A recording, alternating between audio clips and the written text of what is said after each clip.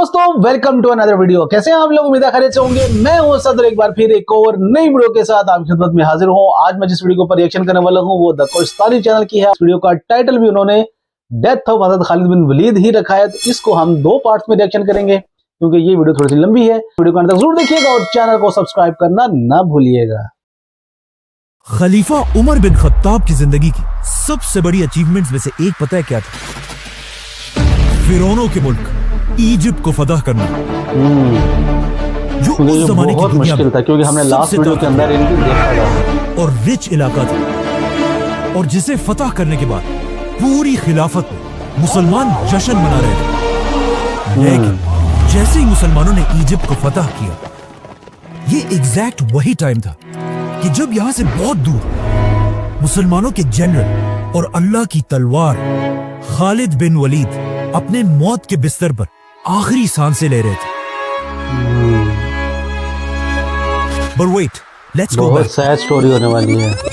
इस सब से 4 साल पहले खलीफा उमर ने खालिद बिन वलीद को मुसलमानों की फौज से निकालकर उन्हें खिलाफत की हर पोस्ट से दूर रहने का हुक्म दिया था, जिसके बाद खालिद बिन वलीद आराम से सब कुछ छोड़कर अपने घर चले गए। लेकिन इस टाइम को भी उन्होंने वेस्ट नहीं किया, क्योंकि उन्हें पता था कि उनकी सारी जिंदगी इस्लाम के लिए जंगों में गुजरी है। बिल्कुल। तो अब पहली बार उन्हें टाइम मिला कि वो तलवार को छोड़कर कुरान को स्टडी करें। लेकिन अपनी ये जिंदगी में खालिद बिन वलीद सुकून से नहीं गुजार सके, क्योंकि फौज से निकलने के कुछ ही अरसे बाद एक बहुत बड़ी बीमारी ताउन की वजह से खालिद बिन वलीद के ऑलमोस्ट सारे बेटे उनकी आंखों के सामने फौत होने लगे। मतलब खालिद बिन वलीद को जिंदगी के आखिरी हिस्से में अपने सारे जवान बेटों के मरने का गम देखना पड़ा, और उनके सिर्फ 3 ही बेटे जिंदा रहे, जिनमें से एक बाद में खलीफा अली रज़ियल्लाहु अन्हु की फौज में जंगे सिफ़ीन के दौरान शहीद हो गए।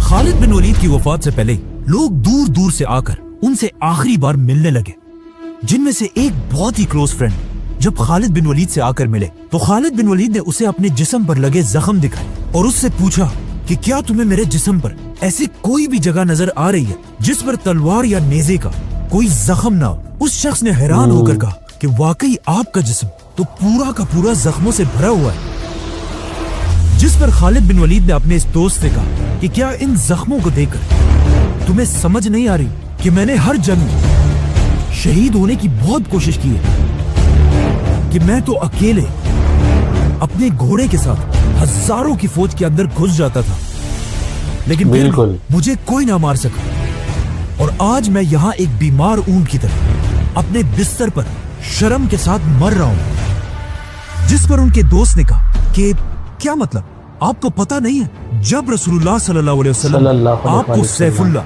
अल्लाह की तलवार का टाइटल दिया था, उसी वक्त ये बात क्लियर हो चुकी थी कि आपको अल्लाह की तलवार खालिद बिन वलीद को कोई भी किसी भी जंग में तोड़ नहीं सकता।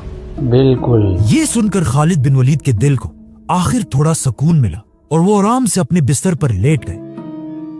और इसके कुछ ही अरसे बाद इस्लाम के तारीख के सबसे बड़े जनरल, रोमन और पर्शियन एम्पायर की ताकत को तोड़ने वाले, दमिश्क और जेरूसलम को फतह करने वाले और यमामा और यरमूक जैसी अजीम जंगें जीतने वाले अल्लाह की तलवार खालिद बिन वलीद अपने छोटे से घर में सिर्फ एक घोड़ा और कुछ तलवारें छोड़कर इस दुनिया से चले गए। May peace be upon him. Khalid bin Walid Syria की सिटी होम्स में फौत हुए थे, जहां पर आज तक उनकी खबर है। लेकिन खालिद बिन वलीद के मरने की खबर बिल्कुल एक आग की तरह पूरी खिलाफत में फैल गई, और जैसे ये खबर मदीना तक पहुंची, मदीना के हर गली से चीखने की आवाजें आने लगी, और वहां की औरतें इस अजीम जनरल की डेथ पर जोर जोर से रोने लगी। लेकिन अब मसला ये था कि हजरत उमर ने इससे पहले ही मदीना में इस बात पर पाबंदी लगाई थी कि चाहे जो भी मर जाए, कोई भी उसके लिए जोर से नहीं रोएगा। लेकिन खालिद बिन वलीद की मौत पर लोग इस पाबंदी को बिल्कुल भूल गए, और मदीना की गलियों में औरतें जोर जोर से रोने लगी। अब जब हजरत उमर तक इनकी आवाज पहुंची, वो फुल गुस्से में अपने घर से बाहर निकले और पूछा आखिर कौन है जिसके लिए ये सब रो रहे हैं। तो उन्हें बताया गया कि ये सब आपके जनरल और अल्लाह की तलवार खालिद बिन वलीद की मौत पर रो रहे हैं। ये सुनकर हजरत उमर बिल्कुल अपनी जगह पर खामोशी से खड़े रहे, और काफी देर खामोश रहने के बाद हजरत उमर ने पहली बार मदीना के लोगों को अपना ऑर्डर तोड़ने की इजाजत दी और कहा कि अगर खालिद के लिए आज कोई रो रहा है तो उसे रोने दो, बल्कि कहा जाता है कि हजरत उमर खुद भी रोए। अब हजरत उमर को इस बात का पता नहीं था कि खालिद बिन वलीद ने अपनी वफात से पहले अपना सब कुछ हजरत उमर के हवाले करने का हुक्म दिया था कि उनके बाद हजरत उमर ही उन्हें इंसाफ के साथ डिवाइड करें। लेकिन जब खालिद बिन वलीद की वफात के बाद उनकी जायदाद का हिसाब लगाया गया तो ये देखकर सब हैरान रह गए कि इस्लाम के सबसे बड़े जनरल खालिद बिन वलीद के पास सिर्फ तलवारें, एक घोड़ा और कुछ ही चीजें थी। मतलब खालिद बिन वलीद इतने बड़े जनरल के पास बेसिकली कुछ भी नहीं था, जिसके मुकाबले में अगर आज के मुसलमान जनरल्स को देखा जाए, खालिद बिन वलीद की वफात के बाद हजरत उमर सिर्फ 2 साल ही जिंदा रहे। लेकिन इन 2 सालों में हजरत उमर कभी भी खालिद बिन वलीद को भूल ना सके और बार बार मुसलमानों की गैदरिंग्स में खालिद बिन वलीद को याद करते रहे। यहाँ तक कि एक दिन हजरत उमर के पास अरब का सबसे बड़ा शायर आया ताकि उनके सामने अपनी शायरी पेश करे। तो हजरत उमर ने बाकी सारी चीजें छोड़कर उस शायर से सिर्फ एक ही डिमांड की कि मुझे मेरे जनरल खालिद बिन वलीद की बहादुरी पर शेर पढ़कर सुनाओ। जिसके बाद इस शायर ने अपने फुल जोश में खालिद बिन वलीद की बहादुरी को सबके सामने प्रेजेंट किया। लेकिन जैसे ही वो शायर खामोश हुआ, हजरत उमर ने इस अरब के सबसे बड़े शायर से कहा कि तुम्हारे सारे अल्फाज ने मिलकर भी खालिद की बहादुरी के साथ इंसाफ नहीं किया। लेकिन क्यों आज तक पूरी दुनिया खालिद बिन वलीद को याद करती है? Khalid ibn Walid was one of the 3 greatest warriors of all time. Greatest general in the history of Islam. क्योंकि खालिद बिन वलीद किसी छोटे मोटे घर में नहीं बल्कि मक्का के सबसे ताकतवर और रिच फैमिली बनु मखजूम में पैदा हुए थे और उनके वालिद अरब के सबसे रिच आदमी वलीद बिन मुगीरा थे। मतलब खालिद बिन वलीद के वालिद के पास इतना ज्यादा पैसा था कि उनकी दौलत के बारे में कुरान में भी बताया गया है, छोड़ दो मुझे और उस आदमी को जिसे मैंने अकेला पैदा किया, उसे मैंने बहुत बड़ी दौलत दी, उसके पास रहने वाले बेटे दिए और उसके लिए लीडरशिप का रास्ता आसान बना दिया। फॉर एग्जाम्पल, काबा को मेंटेन रखने के लिए जितना पैसा पूरा मक्का जमा करता था उतना सिर्फ अकेला वलीद बिन मुगीरा देता था। मतलब खालिद बिन वलीद मक्का में एक शहजादे, एक प्रिंस की तरह बड़े हुए क्योंकि उनके बाप के पास इतना पैसा था कि उन्हें पूरी जिंदगी कोई काम करने की जरूरत नहीं थी सिवाय एक काम के, और उसी एक काम ने आगे जाकर उन्हें दुनिया का सबसे बड़ा जनरल बनाया। और वो काम ये था कि मक्का के 3 बड़े कबीले थे। बनु हाशिम जो मक्का के रिलीजन को कंट्रोल करते थे, बनु उमैया जो मक्का में सिर्फ अपने पैसों के लिए मशहूर थे, और खालिद बिन वलीद का कबीला बनु मखजूम जिसके पास मक्का को प्रोटेक्ट करने की जिम्मेदारी थी। इस कबीले का हर जवान एक खतरनाक वॉरियर था और इनका सबसे इंपॉर्टेंट काम यह था कि ये लोग जंगली घोड़ों को ट्रेन करके उन्हें जंग के लिए तैयार करते थे। इसीलिए बचपन से कोई भी खालिद बिन वलीद से ज्यादा घोड़ों की ताकत को नहीं जानता था, क्योंकि आगे जाकर खालिद बिन वलीद ने अपनी जिंदगी की सारी जंगें अपनी फौज के घोड़ों को ही यूज करके जीती हैं। इसके अलावा खालिद बिन वलीद अपनी जिंदगी में बार बार रोमन एम्पायर की सिटीज की तरफ जाते रहे और हमेशा वहां की बड़ी बड़ी सिटीज और बिल्डिंग्स को देखकर बिल्कुल हैरान रह जाते थे। लेकिन उन्हें इस बात का पता नहीं था कि एक दिन पूरी रोमन एम्पायर सिर्फ खालिद बिन वलीद का नाम सुनकर ही कांपने लगी।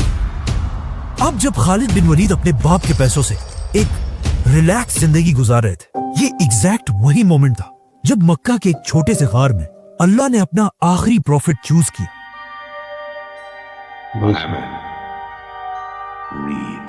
और यहाँ से दुनिया में एक बहुत बड़ा चेंज आने लगा, क्योंकि रसूलुल्लाह सल्लल्लाहु अलैहि वसल्लम मक्का में आहिस्ता आहिस्ता इस्लाम फैलाने लगे, जिससे पहले तो मक्का के सबसे गरीब लोग इस्लाम की तरफ आने लगे। लेकिन सिर्फ एक ऐसा आदमी था जो मक्का में सबसे अमीर होने के बाद भी रसूलुल्लाह सल्लल्लाहु अलैहि वसल्लम की बातों से इम्प्रेस होने लगा, वलीद बिन मुगीरा, जो बार बार रसूलुल्लाह सल्लल्लाहु अलैहि वसल्लम के पास जाकर उनसे कुरान सुनता था। लेकिन आहिस्ता आहिस्ता मक्का में ये बात फैलने लगी कि वलीद बिन मुगीरा अरब का सबसे अमीर आदमी मुसलमान होने वाला है।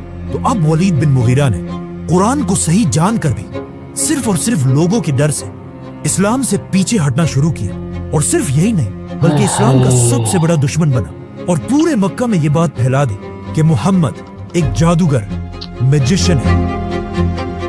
वलीद की इस हरकत से मुसलमानों को इतना नुकसान हुआ कि अल्लाह ने खुद कुरान में इसे जवाब दिया। फिर वो पलटा और गुरूर से आखिर कहा, ये कुछ नहीं, बस पुराने जमाने का एक जादू है और इंसान की बनाई हुई बातें हैं।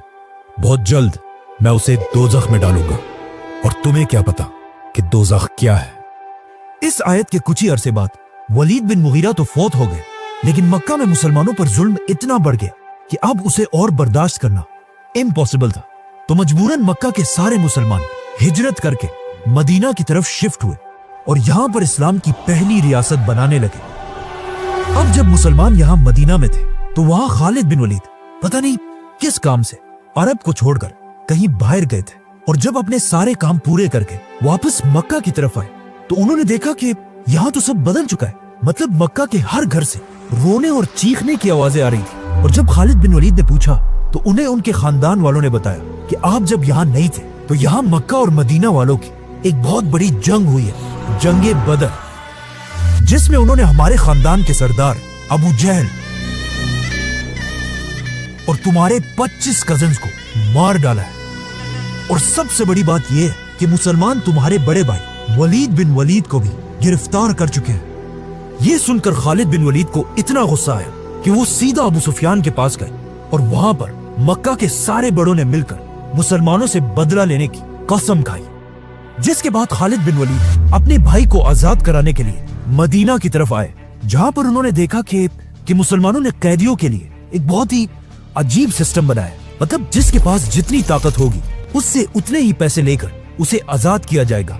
मतलब किसी से 1000 और किसी से 2000 दिनार, और जिसके पास पैसे ही ना हो मुसलमान उसे सिर्फ इस शर्त पर आजाद कर रहे थे कि वो 10 मुसलमान बच्चों को पढ़ना लिखना सिखाए। लेकिन जैसे ही खालिद बिन वलीद वहां पहुंचे तो उन्हें पता चला कि मुसलमानों ने उनके भाई वलीद बिन वलीद की कीमत सारे कैदियों में सबसे ज्यादा लगाई थी, 4000 गोल्ड कॉइन्स, जो आज करोड़ों रुपए बनते हैं। ये प्राइस वहां बैठे सारों के लिए बहुत ही शॉकिंग प्राइस थी, लेकिन खालिद बिन वलीद के लिए ये कुछ भी नहीं थी। उन्होंने ये सारे पैसे मुसलमानों को अदा किए और अपने भाई को आजाद करके वापस मक्का की तरफ रवाना हुआ। और उनका ये ख्याल था कि मक्का पहुंचकर लोग उनको बहुत जबरदस्त तरीके से वेलकम करेंगे। लेकिन मक्का पहुंचने से पहले एक रात इन्होंने रास्ते में गुजारी और अगली सुबह खालिद बिन वलीद ने उठकर देखा कि उनके भाई वलीद का बिस्तर बिल्कुल खाली है और उसके बिस्तर पर एक लेटर पड़ा हुआ है जिस पर लिखा था, खालिद, मैं तुम्हें बताए बगैर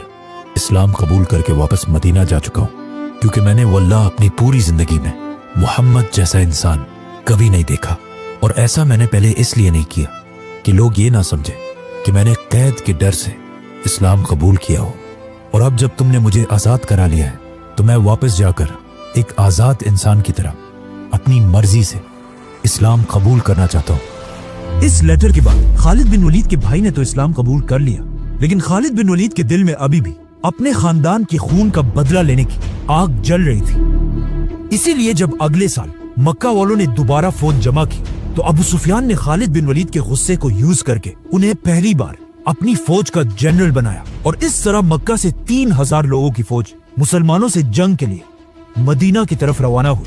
लेकिन मदीना पहुंचने से पहले 1000 मुसलमान ओहद के पहाड़ के पास उनका इंतजार कर रहे थे। 1000 वर्सेस 3000, मतलब मुसलमानों को अपने से 3 गुना बड़ी फौज के साथ लड़ना था, जो ऑफ कोर्स एक बहुत मुश्किल काम था।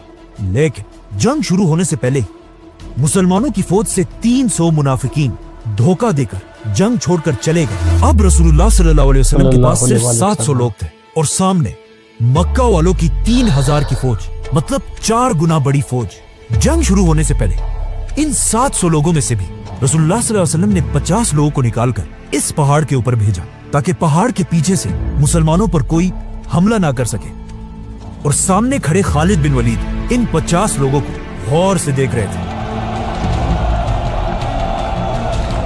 आप सल्लल्लाहु अलैहि वसल्लम ने इन 50 आर्चर्स को क्लियर ऑर्डर्स दिए थे कि अगर तुम देखो कि मुसलमान जंग जीत चुके हैं, तुमने पहाड़ से नहीं उतरना, और अगर तुम देखो कि मुसलमान जंग हार गए और हारने के बाद परिंदे उनके जिस्मों का गोश्त खा रहे हैं, तब भी तुमने पहाड़ से नहीं उतरना। इसी के साथ जंगे ओहद शुरू हुई। जैसे ही जंग शुरू हुई, मुसलमानों में इतना जज्बा था कि वो आसानी से मक्का की फौज को पीछे धकेलने लगे। और कुछ ही देर के जंग के बाद ऐसे लगने लगा कि मुसलमान आसानी से ये जंग जीत जाएंगे, जिसे देखकर मक्का की फौज आहिस्ता आहिस्ता जंग से भागने लगी। इवन उनका लीडर अबू सुफियान जान बचाकर भागने लगा। भागते भागते अबू सुफियान ने खालिद बिन वलीद से कहा कि तुम क्यों अपनी जगह पर खड़े हो, जाओ और हमला करो। लेकिन खालिद बिन वलीद बिल्कुल अपनी जगह पर खड़े रहे, क्योंकि उन्हें पता था कि जब तक ये 50 आर्चर्स उस पहाड़ पर खड़े हैं, ये जंग जीतना इम्पॉसिबल है। तो ये था इस वीडियो का पहला पार्ट, जिसके अंदर इन्होंने हजरत खालिद बिन वलीद रजी अल्लाह ताला अन्हु, जो कि इतने बड़े इस्लाम के जनरल थे, जिन्होंने इस मुसलमानों को बहुत ज्यादा जंगें जितवाई, किस तरह से वो दुनिया से गए और जब उनकी मौत की खबर मदीना में पहुंची, मदीना के हर घर से रोने की आवाजें आने लगी, क्योंकि हजरत खालिद बिन वलीद कोई आम शख्सियत नहीं थे। हजरत खालिद बिन वलीद रजी अल्लाह ताला अन्हु ही वो वाहिद शख्स है जिनको नबी पाक सल्लल्लाहु अलैहि वसल्लम ने सैफुल्लाह का लक़ब दिया था, यानी अल्लाह की तलवार। इस तरह इन्होंने हिस्ट्री बताई कि हज़रत खालिद बिन वलीद के वालिद कितने बड़े अमीर शख्स थे, पढ़े लिखे और समझदार थे। और जब नबी पाक सल्लल्लाहु अलैहि वसल्लम के पास वो आते, उनको पता था कि नबी पाक सल्लल्लाहु अलैहि वसल्लम अल्लाह के सच्चे रसूल है, मगर उन्होंने लोगों के डर से हक बयान नहीं किया और वो उस बात से मुकर गए और नबी पाक सल्लल्लाहु अलैहि वसल्लम के बारे में